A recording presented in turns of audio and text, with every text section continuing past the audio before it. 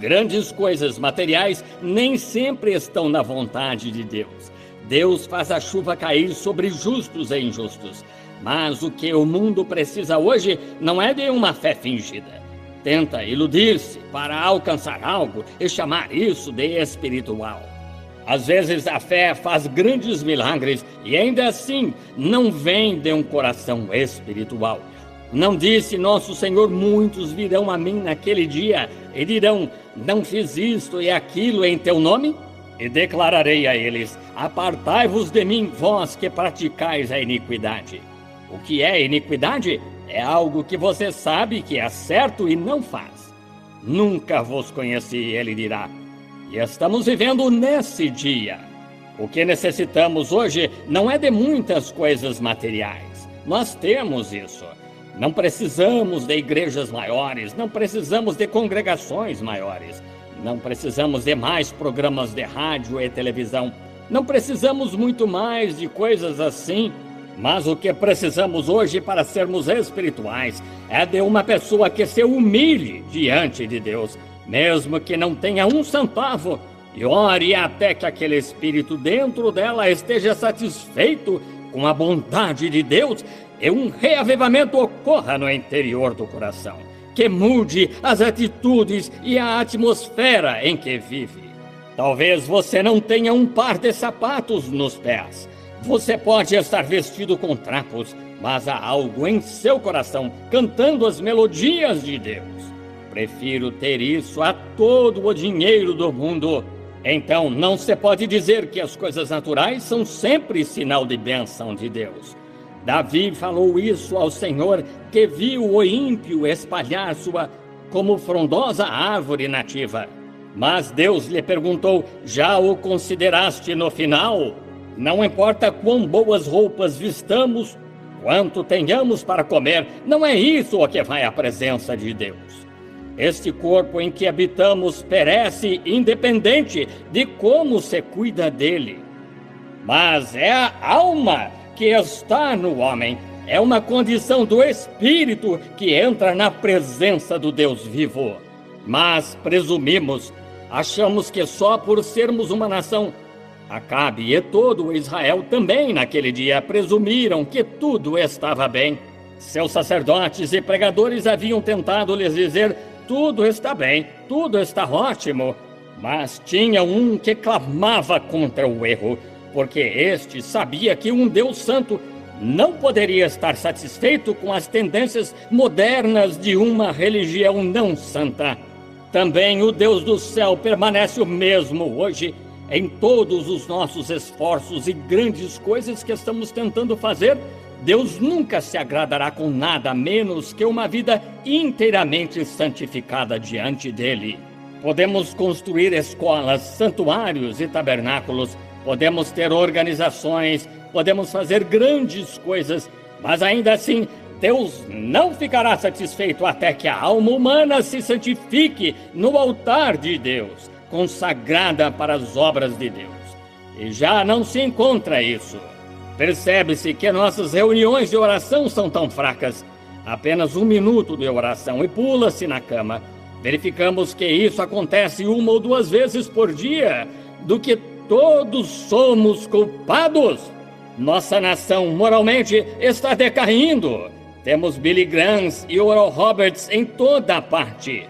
Mas até que surja uma sede no coração dos Estados Unidos para trazê-los de volta a um Deus vivo, a uma experiência viva, a uma fé imortal no Deus vivo, estamos nos esforçando por nada, como se diria.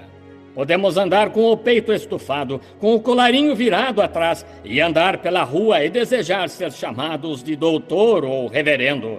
Podemos pastorear as maiores igrejas que há no país e podemos ser tão devotos quanto possível que ninguém possa apontar um dedo para a nossa vida. Mas até que essa alma que está dentro de nós esteja ardendo por Deus, até que algo ali dentro, aquele anseio por Ele, como o cervo brama pela corrente de água, a minha alma tem sede de Ti, ó Deus. Até chegarmos a esse tipo de experiência, Portanto, o comunismo e assim por diante ganharão terreno, como estão fazendo. E todas as alianças que pudermos formar nunca os deterão. Está predito que virá. Mas Deus está chamando sua igreja. Como esta pequena mulher deve ter sido do calibre de Elias, porque geralmente sua ação mostra o que você é. E repetindo, ela foi escolhida para hospedar o profeta de Deus. Lembre-se, ela era gentia, não judia, e a terra estava ardendo. E sem dúvida que esta pequena mulher, sendo desse calibre, sendo do tipo crente, pois vemos que Deus não a teria chamado se ela não fosse digna de hospedar o profeta de Deus, visto que ele nunca teria enviado o seu profeta a uma casa que fosse indigna.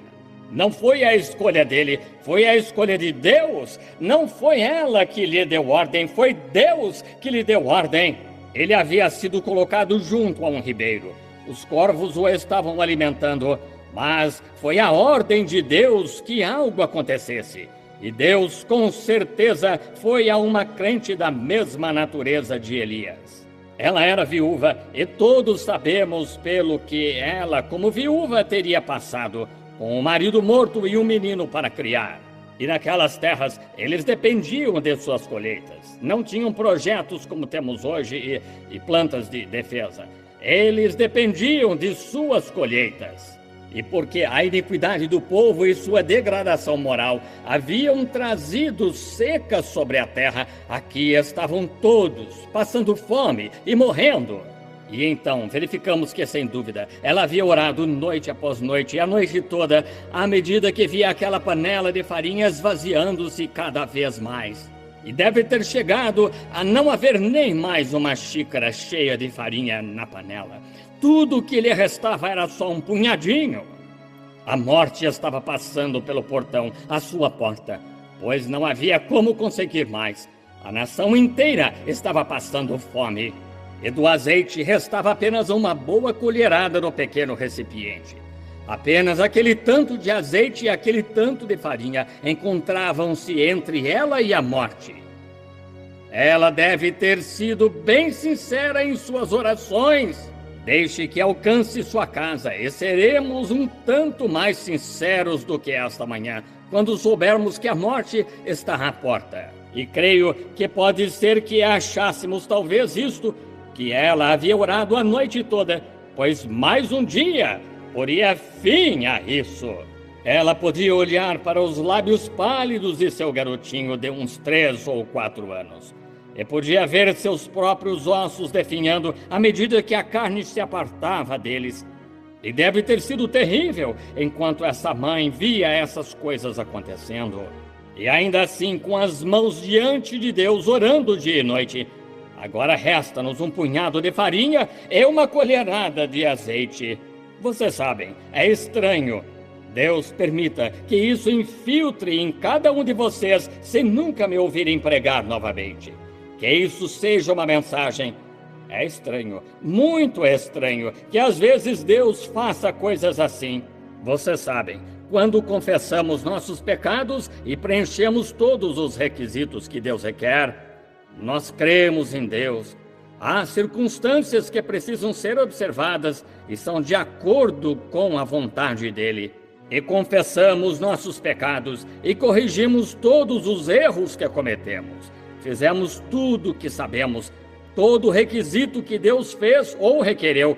Nós preenchemos esse requisito e mesmo assim ele permanece em silêncio. Simplesmente não nos responde. Tenho certeza de que estou falando com pessoas esta manhã que já estiveram nessa situação. Eu mesmo já estive muitas vezes. Quando fazia uma retrospectiva e investigava minha vida e revirava cada pedra e descobria que havia feito algo errado, eu confessava e dizia: Senhor Deus, vou acertar isso, e ia fazê-lo. Então voltava e dizia: agora, Senhor, Tu és Deus, Tu me responderás. Com certeza atendi a toda exigência que Tu requereste que eu fizesse, e a todo requisito eu atendi. E ainda assim, ele não se move, parece ficar em silêncio, É aí quando você tem de ter certeza de que Ele é Deus. Não desanime. A única coisa é você estar certo de Deus em seu coração.